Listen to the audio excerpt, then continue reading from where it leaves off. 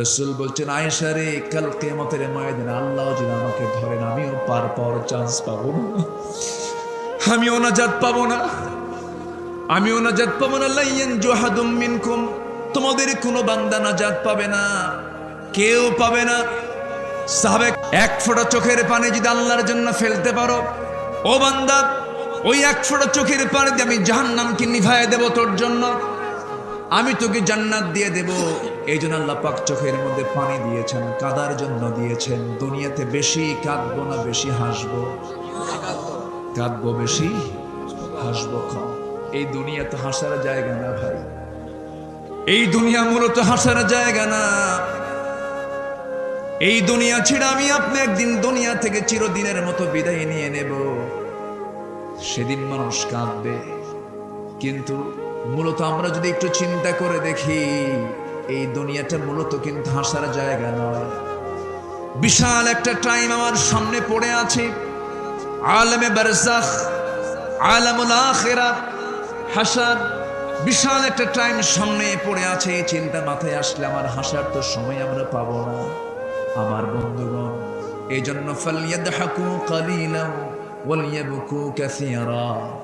আল্লাহ তাআলা কাফেরদের শানে বলছেন, তারা একটু বেশি করে হাসুক, একদিন তারা বেশি করে কাঁদবে।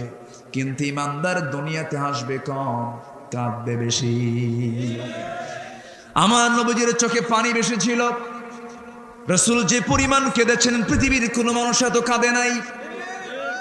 এত চোখের পানি ফেলে ফেলে রাসূল কেঁদেছেন। সেজদায় যখন পড়ে গেছেন, কয়েক ঘন্টা চলে গেছে। আমার নবীজির কান্নায় আম্মা জান আয়েশা, তার নবীজির কান্না দেখি, চোখের পানি দেখি, 1 ঘন্টা 2 ঘন্টা চলে যায়, নবীজির সেজদা বন্ধ হয় না, নামাজ শেষ হয় না। আমার নবীজি এক পর্যায়ে নড়াচড়া বন্ধ হয়ে গেল এক রাতে। আম্মা জান আয়েশা একটা চিমটি মারলেন, নবীজি নড়ে উঠলেন নামাজ শেষের পর। রাসূল বলছেন, আয়েশা তুমি কি বলো আমাকে? তিনি বলছেন, ইয়া রাসূলুল্লাহ, আপনার আগের পরে সব যে আল্লাহ মাফ করলেন, আপনি এত কাঁদেন কেন? রাসূল বলছেন, আয়েশা রে, কাল কিয়ামতের ময়দানে আল্লাহ যদি আমাকে ধরেন, আমিও পার পাওয়ার চান্স পাবো না, আমিও নাজাত পাবো না, আমিও নাজাত পাবো না। লাইয়ান জুহাদুম মিনকুম, তোমাদের কোনো বান্দা নাজাত পাবে না, কেউ পাবে না। সাহাবে কেরাম বললেন, ইয়া রাসূলুল্লাহ, আপনিও নাকি? হ্যাঁ আমিও, আমাকেও যদি আল্লাহ পাকরাও করেন, আমিও নাজাত পাবো না, তবে আল্লাহ পাক আমাকে রহমতের চাদর আবৃত করবেন। রাসূল বলেন, সাহাবীরা রে, কাল হাসরের ময়দান এমন কঠিন ময়দান হবে আমার উম্মত রে, আমি তোদের নিয়ে চিন্তা করি। ও সাহাবীরা, কাল হাসরের ময়দানে তোরা যদি আমাকে কোথাও না পাস, তোরা আমাকে 3টা জায়গায় খুঁজবি, আমাকে অবশ্যই পেয়ে যাবি। নাম্বার 1, তোরা আমাকে খুঁজবি মিজানের পাল্লায়। মিজানের পাল্লায় যদি না পাস, তোরা আমাকে খুঁজবি পুলসিরাতের কাছাকাছি। পুলসিরাতেও যদি না পাও, ও আমার সাহাবীরা, কাল হাসরের ময়দানে তোমরা আমাকে নাম্বার 3 প্লেস, 3 নাম্বার জায়গা তোমরা আমাকে পেয়ে যাবে হাউজে কাউসারে। হাউজে কাউসারে আমার সঙ্গে তোমার যদি দিদার হয়ে যায়, কোনো চিন্তা নাই, জান্নাতের পেয়ালা দিয়া হাউজে কাউসার থেকে পানি তুলে নিয়া আমি তোমাকে আমার বরকতি হাতে তোমাকে খাওয়ায় দেব, পান করায় দেব। জনমের তৃষ্ণা নিবারণ হয়ে যাবে, আমি তুমি মিলে 2জন মিলে একসঙ্গে জান্নাতে ঢুকে যাব। জোরে বলি সুবহানাল্লাহ। এই দুনিয়ার নিয়ামতগুলো দেখার জন্য চোখটা দিয়েছেন কে? নিয়ামতগুলো দেখে বলবো সুবহানাল্লাহ। জোরে বলেন। আশ্চর্য হলে বলবো সুবহানাল্লাহ। বরত্ব প্রকাশ করতে বলবো আল্লাহু আকবার। আর কোনো কিছু নিয়ামত ভোগ করার পরে বলবো আলহামদুলিল্লাহ। এগুলো ভাষাগুলো কে শিখিয়ে দিয়েছেন? আল্লাহ শিখিয়ে দিয়েছেন। আমার ভাইয়েরা, এই চোখের ভিতরের যে পানি আল্লাহ রাব্বুল আলামিন দিয়েছেন, এই পানি যদি সাধারণ কোনো পানি হতো, মিনারেল ওয়াটার যদি হতো, এরকম যদি পানির পান যদি হতো, পান করার পানি যদি হতো, আমার দেশের সমস্যা নেই। তবে -ডিগ্রি তাপমাত্রা, যেখানে -10, -11, এমন জাতীয় দেশের মানুষের চোখের সমস্যা হয়ে যেত, চোখের পানিগুলো ঠান্ডার ঠেলায় বরফ হয়ে যেত। হ্যাং মারতো চক্ষুগুলো, চোখের কার্যকারিতা হারায় ফেলতো, চোখের কর্নিয়া নষ্ট হয়ে যেত, ভেইনগুলো জমা লেগে যেত, জমাট হয়ে যেত। আল্লাহ বলছেন, বান্দারে আমি তোকে ওই জাতীয় পানি দিতে পারতাম, কিন্তু তোর চোখের পিছনে একটা মেশিন দিয়েছি, তোর বডি থেকে এমন পানি ওই চোখের মধ্যে প্রস্তুত করে রেখে দিয়েছি। ওর মধ্যে কিছু পানি আছে, কিছু শ্লেষ্মা আছে, কিছু তেল আছে, আর কিছু আছে ইলেকট্রোলাইটের জটিল মিশ্রণ। এমন সুন্দর করে পানি দিয়ে দিয়েছি, আমৃত্যু এই পানি পড়তেই থাকবে, আসতেই থাকবে। আমি তোর চোখটা সুন্দর করে ভাসমান করে চোখটাকে ফ্রেশ রেখে দিয়েছি। একটু আস্তে বলি সুবহানাল্লাহ, জোরে বলি সুবহানাল্লাহ। নাকটা দিয়েছেন কে? নাকের কাজ আছে না নাই? খাওয়ার কাজ আগে না নাকের কাজ আগে? আগে খাবারটা কই যায়? নাকে যায়। এটা জায়েজ না নাজায়েজ? নাকের কাজ আগে, এরপরে মুখের কাজ। পঞ্চেন্দ্রিয়ের ভিতরে গুরুত্বপূর্ণ দুটো ইন্দ্রিয় হলো নাক আর মুখ। নাকি দিয়ে আমরা খাই, মুখ দিয়ে আমরা খাই। নাকের খাবার বেশি জরুরি না মুখের খাবার বেশি জরুরি? জোরে বলেন, কিসের খাবার বেশি জরুরি? নাকেরটা বেশি জরুরি। মুখেরটা আপনি 2 দিন না খেলেন, 2-3 দিন না যদি খাবারও পেয়ে থাকি বাঁচতে পারবো হয়তোবা, কিন্তু নাকের খাবারটা যদি 2 মিনিট 3 মিনিট বন্ধ থাকে, শেষ, ফুটুস। কেউ আমরা বাঁচবো না। অনেকে বলে আল্লাহ কেমন করে খাওয়ায়, আল্লাহ আমাকে কেমন করে বাঁচায়, আমি বাজার না খুলে চাকরি না খুলে তো খাবার পাবো না। সঙ্গে সঙ্গে 2 নাকের ছিদ্র ধরবেন বন্ধ কইরা, তাহলেই বুঝবে যে আল্লাহ কেমন করে খাওয়ায়। আল্লাহ কত বড় রহমান। আমার আল্লাহ প্রত্যেকটা বান্দার নাকের ডগায় খাবার 24 ঘন্টা রেখে দিয়েছেন। এই খাবারটা কতটুকু জরুরি, যারা করোনায় আক্রান্ত হয়ে যারা আইসিইউতে আছে তারাই বোঝে অক্সিজেনের গুরুত্ব কতটুকু, ঠিক কিনা? করোনায় আক্রান্ত ব্যক্তি যখন তার লাংস আক্রান্ত হয়ে যায়, আর পারে না এই অক্সিজেন দিয়ে সে আর কাভার করতে পারে, নিতে পারে না, তখন তাকে ডাক্তার নিয়ে যায়। ভিতরে 20 লিটার 30 লিটার সারাদিনে 40, 50, 70 লিটার পর্যন্ত প্রয়োজন হয়ে যায়, যার দৈনন্দিন বিল 1 লাখ 2 লাখ পর্যন্ত চলে আসে, 50-60 হাজার টাকা পর্যন্ত চলে আসে। আর আমার আল্লাহ সারা জীবন খাওয়ালেন, মার পেট থেকে আজ পর্যন্ত 1 টাকাও নিলেন না। একটু আস্তে কারণ সুবহানাল্লাহ, জোরে বলে সুবহানাল্লাহ। সে আল্লাহকে আমরা বলে থাকি, এই পৃথিবীর সকল সৃষ্টি আমার খাদেম, পৃথিবীর সকল সৃষ্টি আমার খাদেম, আর আমি আল্লাহর গোলাম। জোরে বলে সুবহানাল্লাহ। আমরা গোলামি করব কার? আল্লাহর। আর আমরা এমন সৃষ্টি, সকল সৃষ্টিকে আমার অনুগামী করা হয়েছে। হাতি বড় না মানুষ বড়? হ্যাঁ বলেন, হাতি বড় না মানুষ বড়? আবার কেউ হাতিও বড়। হ্যাঁ, সেন্স দুইটা, উত্তর দুটাই রাইট।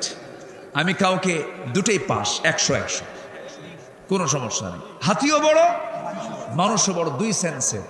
আকারে হাতি বড়, সম্মানে মানুষ বড়। হাতি মানুষ চালায় না মানুষ হাতি চালায়? বলেন বলেন বলেন বলেন। তাহলে আকার হলেই হবে না, থাকতে হবে এমন কিছু যা আল্লাহ পাক মানুষকে দিয়েছেন। সেটা হলো মানুষকে দিয়েছেন আকল। আফালা তাকিলুন আফালা তুবসিরুন। আল্লাহ পাক মানুষকে দিয়েছেন আকল, জ্ঞান দিয়েছেন। এই জ্ঞান দেওয়ার কারণেই কোন প্রাণীর বিচার হবে না মানুষ ছাড়া, ঠিক কিনা? মানুষের বিচার আছে না নাই? বিচার করবেন কে? মালিক ইয়াউমিদ্দিন। বিচার দিবসের মালিক কে? আল্লাহ বিচার করবেন। সেজন্য আল্লাহর বিচার যেহেতু হবেই, বিচারের মুখোমুখি হতেই হবে। আল্লাহ পাক কিছু নিষেধ করেছেন, কিছু আদেশ করেছেন কোরআনে, সব মানবো না? জোরে বলি ইনশাআল্লাহ। আমি তো সাবজেক্টের বাইরে যেতে পারছি না, আবার আসি লাইনের দিকে। নারীকে আল্লাহ পাক 5টা হুকুম দিয়েছেন। কয়টা হুকুম দিয়েছেন? আমি কি আলোচনা চালিয়ে যাব? জি। সময় তো ঘন্টা ফুরে যাচ্ছে। হ্যাঁ, চালাবো? জোরে বলি ইনশাআল্লাহ। আর জোরে বলি ইনশাআল্লাহ। সম্মানিত ভাইয়েরা, নাই ডিম তাপ না দিলে ডিমের বাচ্চা আসে না। মুরগি দেখেন না, সবার বাড়িতে আছে তো? আচ্ছা, হাঁস তাপ দিতে হয়, বসতে হয়। কচ্ছপ ওর উপরে বসে না, ডিম পেরে থুই ওই চলে যায় পানিতে। ওই পানিতে থেকে মাঝে মাঝে একটু উকি মেরে ওই ডিমের দিকে চেয়ে থাকে। আল্লাহ ওই কচ্ছপের চোখে এমন পাওয়ার দিয়েছেন, চোখের পাওয়ারে ডিম ফেটে বাচ্চা বের হয়ে যায়। কচ্ছপের চোখের পাওয়ারে যদি ডিম ফেটে বাচ্চা বের হতে পারে, একটা পরপুরুষ পরনারীর দিকে যদি তাকায় থাকে কয়েক ঘন্টা, তাহলে এই নজরটাকে ছোট নজর না আরো সিরিয়াস নজর? এর মধ্যে ভাইরাস আছে না নাই? কি কষ্ট হচ্ছে আপনাদের? সাবজেক্ট তো পর্দা, বোঝেন? ঘুরে ফিরে তো ওই দিকে আসতেছে। সম্মানিত ভাইয়েরা, সম্মানিত বন্ধুগণ, আমরা চোখটা ঠিক রাখবো। জোরে বলি ইনশাআল্লাহ। আর জোরে বলি ইনশাআল্লাহ। আমার ভাইয়েরা, অফার আসবে অনেক। লাইলি, সুইটি, বিউটি, শম্পা, চম্পা, বহু নারী প্রস্তাব দেবে, বহু কথা বলবে। যুবক, তোমাকে কন্ট্রোল করে ইবাদত করে যেতে হবে কার? আমার মা।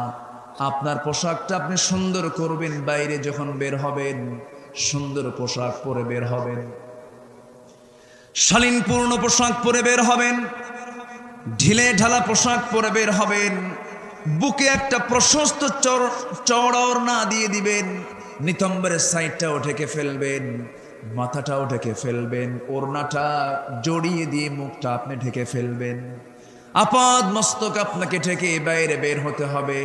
এটা কার বিধান? মুখটা থাকে ঝিনুকের পেটে, ঝিনুক থাকে সাগরের তলে। যত দামি দামি জিনিস সব দেখবেন পর্দার ভিতরে। এই পৃথিবীতে যত দামি জিনিস আছে, সবচেয়ে দামি আল্লাহর কাছে হলো নারী জাতি। আল্লাহ সেই জন্য নারীকে বলছেন, তোমাকে ঢেকে চলো, সমাজটা সুন্দর হয়ে যাবে, নোংরামি বন্ধ হবে, পাপ কাজ বন্ধ হয়ে যাবে। যদি পাপ করো, পাপ তোমাকে ঘেরাও করে ফেলবে। ইন তাজতানিবু কাবাইরা মা তুনহাউনা আনহু নুকাফির আনকুম সাইয়্যাতিকুম ওয়া নুদখিলকুম মুদখালান কারীমা। পাপ যদি করো, পাপ তোমাকে ঘেরাও করে ফেলবে, পাপ তোমাকে রেহাই দেবে না। যে বিড়ি খায়, বিড়ির চিহ্ন তার চেহারায় আছে না নাই? যে মদ খায়, তার মদের চিহ্ন চোখে আছে না নাই? আমার ভাইরা, সেজন্য পাপ কাজ আমরা যাব না। জোরে বলে ইনশাআল্লাহ। বিড়ি খাওয়া সুন্নতে মুআক্কাদা। আমার দেশের 4 অঞ্চলে বিড়ি চলে, 4 অঞ্চলে 4 ফতুয়া চলে। বিড়ি খাওয়া রাজশাহী অঞ্চলের জন্য হলো মাকরুহ, সিলেটে হলো মুবাহ, ঢাকায় হলো ওয়াজিব, আর চট্টগ্রামে খাওয়া হলো ফরজ। কি টানা টানে! এরকম টানার লোক আছে না নাই? 80 বছর বয়স, টান মারে কি? টান মেরে ধোয়া এমন ভাবে সারে, আর কি চিন্তা যে করে, মনে হয় উনি পুলসিরাত পার হচ্ছে। আছে না নাই?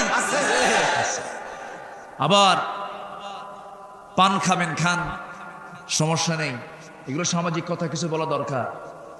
পান আপনি খান, বুড়ো হয়ে গেছেন, সময় কাটে না, পান টান খান, সমস্যা নেই। পানের রস পেটের জন্য ভালো, বমি থেকে বাঁচা যায়, একটু ফ্রেশনেস আসে, খান। একটু সুপারি খেলেন, একটু পান খেলেন, 2টা 3টা 4টা খাওয়া গেল। কিন্তু কিছু কিছু লোক এত পান খায়, বেতন 10,000, পান খায় 6,000। আছে না নাই? আছে। এত খাওয়া খায়, আচ্ছা পান খান খান, পানের সঙ্গে আবার হাকিমপুরি রহমতুল্লাহ আলাইহি কেন? কি আছে না নাই?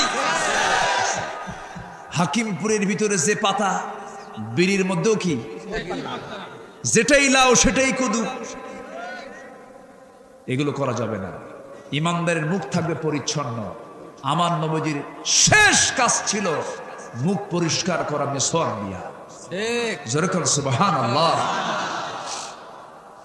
আমার নবীজি যখন দুনিয়া থেকে বিদায় নেবেন, বিদায় নেওয়ার পূর্ব মুহূর্ত নবীজি আম্মা জান আয়েশার ঘরটাকে চুজ করে নিলেন। ঘরের মধ্যে ঢুকে বলছেন, আয়েশা আমি তোমার কাছে দেখা করতে এসেছি, আমার মনে হয় আর সময় নাই, তুমি আমাকে শেষ বিদায় দিয়ে দিবা। আয়েশা মাথা কেমন করে যেন চক্কর মারতেছে, মনে হয় বাঁচবো না।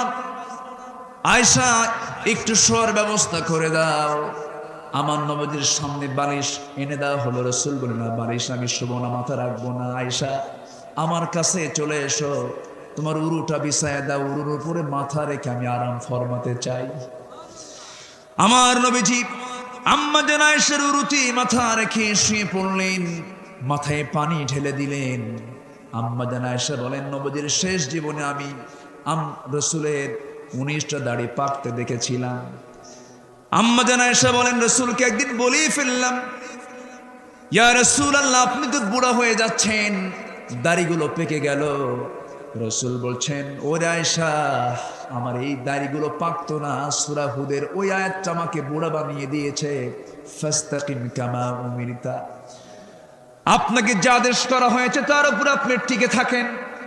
এই আয়াতটা যখন আমার সামনে চলে আসে, আমার টেনশনে বিশাল টেনশন বেড়ে যায়, আমার ঘুম আসে না সহজে, এই জন্য আমার দাড়িগুলো পাক ধরেছে। আয়েশা আমার নবীজির চুলগুলো সুন্দর করে গোছায়া দেন, নবীজি দুনিয়া থেকে যে কোনো মুহূর্তে বিদায় নেবেন। আজান হয়ে গেল, বেলাল আজান দিলেন। নবীজি জামাতি নামাজ আদায় করার জন্য জোর করে ওঠার চেষ্টা করলেন, কিন্তু পারলেন না। মাথা চক্কর মেরে তিনি পড়ে গেলেন। বলছেন, আয়েশা রে আমার বেলাল তো আজকে আজান দিল, কিন্তু বেলাল তো আমাকে পেল না রে। আমাকে দেখে দেখে যে বেলাল আজান দেয়, আজকে যেন বেলাল কত কান্না কেঁদেছে আমাকে না পেয়ে।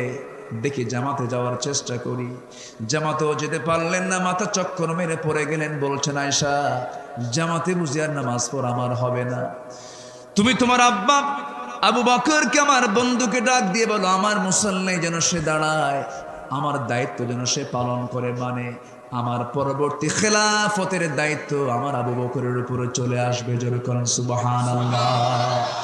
নেতৃত্ব আসবে নামাজ থেকে। কিসের থেকে বলেন? নামাজ থেকে। যেই নেতৃত্বে নামাজ নাই, যে নেতৃত্বে নামাজের গন্ধ নাই, সেই নেতৃত্বকে আমরা জুতা মারি। আমার নবীজির নেতৃত্বে গড়ে উঠেছে নামাজ কেন্দ্রিক। রাসূল বললেন, তোমার আব্বাকে বলো। আমার নবীজির এই প্রিয় সাহাবী যখন নবীর মুসল্লায় দাঁড়ায় গেছেন, সাহাবীদের মধ্যে কান্না রোল পড়ে গেছে। দাঁড়ায় আর মনে মনে চিন্তা করে সবাই কান্দে আর বলে, আরে সারা জীবন নামাজ পড়েছে নবীর পিছনে, আর বুঝে নবীর পিছনে নামাজ আমাদের কিসমতে জুটবে না, আমরা মনে হয় আর নামাজ পড়তে পারবো না। সবাই চিৎকার করে করে কান্দে। নবীজি বলছেন, আয়েশা রে আমার সাহাবীরা কান্দে কেন, আমাকে নিয়ে যাও। যাওয়ার মতো কোনো কায়দা নাই।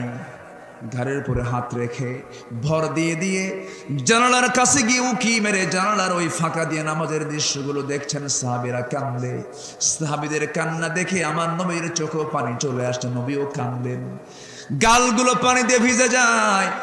আম্মা জান আয়েশা তার হাত দিয়ে সেই পানিগুলো, চোখের পানিগুলো মুছে মুছে দেন আর বলেন, ইয়া রাসূলুল্লাহি আপনার উম্মতরা কাঁদতেছে, আপনার সাহাবীরা কাঁদতেছে, কিন্তু আপনি কাঁদেন কেন?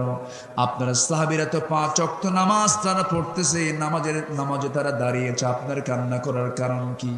রাসূল বলছেন, আয়েশা রে আমার চোখের যে পানি দেখতেছে, এই চোখের পানি আমার দুঃখের পানি নয়, এই চোখের পানি হলো আমার চরম আনন্দের চোখের পানি। এই চোখের পানির জন্য বের হলো আজকে এই নামাজ কায়েমের জন্য। আজকে সব জায়গায় নামাজ কায়েম হয়ে গেছে, নামাজ ভিত্তিক সমাজ গড়ে উঠেছে। এই নামাজ কায়েমের জন্য তায়েফের মানুষ আমাকে ফুল না দিয়ে পাথর দিয়ে আমাকে বরণ করেছে। ওহুদের ময়দানে কাফেররা আমাকে পাথর নিক্ষেপ করেছে, আমার দাঁত ভেঙে ফেলে দিয়েছে, কপালের মধ্যে লোহা বিদ্ধ করে দিয়েছে। এই নামাজ কায়েমের জন্য আমাকে মক্কার মানুষ ধাক্কা মেরে মক্কা থেকে বের করে দিয়েছে, নাগরিকত্ব বাতিল করে দিয়েছে, হত্যার হুলিয়া জারি করেছে। সেই নামাজ আজকে রাষ্ট্রীয় পর্যায়ে কায়েমের দৃশ্য দেখে আয়েশা আমি কান্দি। এই কথা বলার পর আম্মা জান আয়েশা তাকে আস্তে করে নিয়ে সেখান থেকে নামায় নিলেন, আবার শোয়া দিলেন। শোয়া দিয়ে বলছেন, ইয়া রাসূলুল্লাহ, আপনার কিছু প্রয়োজন আছে নাকি? রাসূল বললেন, সেই সময় দুনিয়ার কোনো কিছু বললেন না, বলছেন আয়েশা আমার মুখটা কেমন যেন দুর্গন্ধ মনে হচ্ছে, একটা মেসওয়াক এনে দেওয়া যায় নাকি?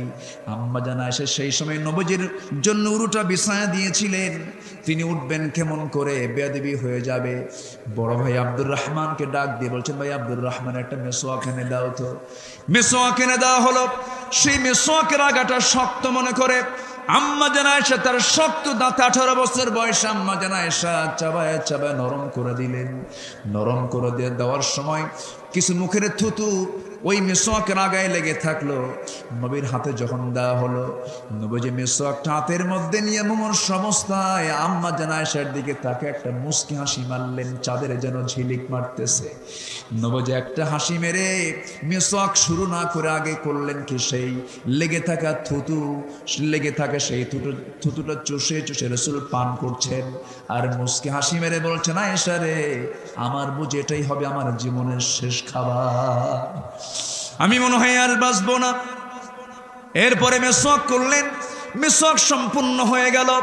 মেসওয়াক সম্পূর্ণ করার পর আমার নবীজি বলছেন, আয়েশা আমি মনে হয় দুনিয়া থেকে বিদায় নিয়ে নেব, তুমি আমার কাছ থেকে দুনিয়া থেকে আমি বিদায় নেওয়ার পর আমার উম্মতের জন্য একটা মেসেজ দিয়ে দিবা, আমার উম্মতরা যেন 5 ওয়াক্ত নামাজ যেন কখনো না ছেড়ে দেয়। জোরে বলি সুবহানাল্লাহ। সবাই কি নামাজ পড়তে রাজি আছেন? সবাই কি নামাজ পড়তে রাজি আছেন? কোনো কষ্ট হচ্ছে? মেয়েদের জন্য কয়টা কাজ? আমরা আসি বসে কারা? কোন আজকে আমার কি উল্টা একটা আওয়াজ দিছে তো, কই আমার রবিউল ভাই কোথায় আছেন? তো বলি আলহামদুলিল্লাহ, জোরে বলি আলহামদুলিল্লাহ। সম্মানিত ভাই, হ্যাঁ আর সাবজেক্ট আরেকটা দিছে আমাকে, থামেন আসতেছে, সব সাবজেক্ট আজকে আমারই দিয়ে দেন, যা আছে কপালে দেখা হবে সকালে, সকাল পর্যন্ত। হিয়া হাত্তা মাতলাইল ফজর, সবাই থাকেন, আমি চলে যাব। খুব ভালো আপনারা। وقرن في بيوتكن ولا تبرجن تبرج الجاهلية الأولى وأقمنا الصلاة وآتينا الزكاة وأطعنا الله ورسوله। আল্লাহ রাব্বুল আলামিন নাম্বার 3 হুকুম করছেন, নারী সমাজকে তোমরা নামাজ কায়েম করো। মেয়েদের এই দায়িত্ব আছে না নাই? আল্লাহ অন্য জায়গায় আরো সুন্দর করে বলছেন, সূরা তাওবার 71 নম্বর আয়াতে বলছেন, ওয়াল মুমিনুনা ওয়াল মুমিনাতু বা'দুহুম আউলিয়াউ বা'দ يأمرون بالمعروف وينهون عن المنكر। জোরে বলি আল্লাহু আকবার। মুমিন পুরুষ এবং মুমিনা নারী তারা পরস্পরের তার অন্তরঙ্গ বন্ধু, কিন্তু আজকে মুসলমানের মধ্যে কি আন্তরিক মহাব্বত আছে নাকি? আসতে বলবেন না আছে নাকি? কই মহাব্বত? আজকে হুজুর তো মহাব্বত নাই। আমাদেরও সমস্যা আছে না নাই? টুপি দেখে সালাম দেয়, ঠিক না? টুপির সঙ্গে টুপি মিললে সালাম দেয় না, মিললে সালাম দেয় না। পাস করলে লম্বাকে সালাম দেয় না, আবার লম্বা পাস করলে দেখে ভাবে এটা ওই গ্রুপ, ওটা ওয়াহাবি গ্রুপ, ওটা কি সুন্নি গ্রুপ, ওটা গরম, ওটা ঠান্ডা। বিভিন্নভাবে আজকে মুসলমান কি ছত্রভঙ্গ করার পেছনে ইহুদি খ্রিস্টান চক্র আছে না নাই? আসতে বলবেন না, আছে না নাই?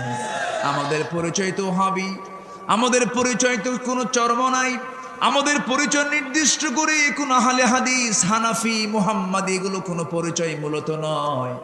আমাদের সবার পরিচয় হলো ওয়ামান আহসানু কাওলাম মিম্মান দাআ ইলাল্লাহি ওয়া আমিলা সালিহান ওয়া ক্বালা ইন্নানী মিনাল মুসলিমিন হুয়া সাম্মাকুমুল মুসলিমিন। সমস্ত পয়গম্বররা পরিচয় দিয়েছেন আমরা মুসলমান, আমরা পরিচয় দেব আমরা কি? আরো জোরে আমরা কি বলেন? মুসলমান। কোনো গন্ডগোল করা যাবে না।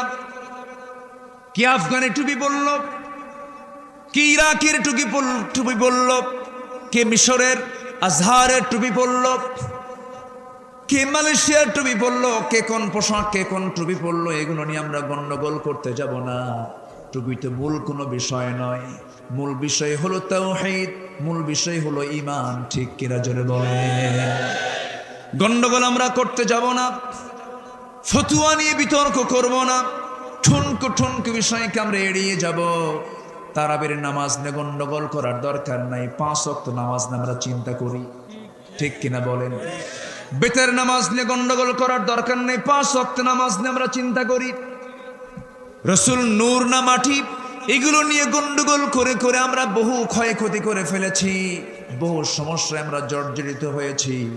দেখেন, একই বিষয়ে দুই ফতুয়া মানলে সাধারণ মানুষটা যাবে কোথায়?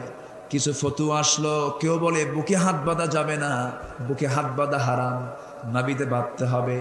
আবার নাবিতে হাত বাঁধা যাবে না, এটা হারাম, বুকে হাত বাঁধতে হবে। সাধারণ মানুষটা কি করবে? দুটাই তো হারাম হয়ে গেছে, বুকেও হারাম, নাবিতেও হারাম। এখন সলিমউদ্দিন নামাজে দাঁড়ায় আর কোনো পথ পায় না, আল্লাহু আকবার বলে হাত রাখার জায়গা নাই, বুকেও জায়গা নাই, নাবিতেও জায়গা নাই। আল্লাহু আকবার কপালে, কোন জায়গায় নিছে? কপালে।